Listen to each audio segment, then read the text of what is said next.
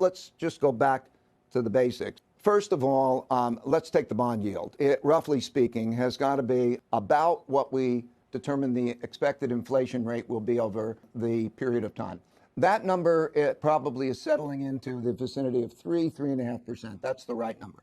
There has to be, above that, a real interest rate for those who are holding debt assets. They have to receive a return above the inflation rate by something probably in the vicinity of 1.5%, 2%. So that is going to get you in the vicinity of 4.5%, 5% interest rates. Then there's the big question of the supply demand for bonds. The government produces a certain amount of bonds that is equivalent of roughly the size of the deficit. That means they're going to have to sell a lot of bonds, okay?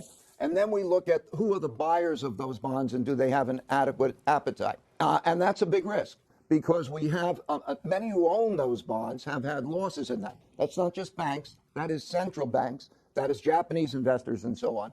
And so there's a supply-demand issue. So as we look forward, we have a debt problem because you can't keep adding to debt faster than you add to income without that problem.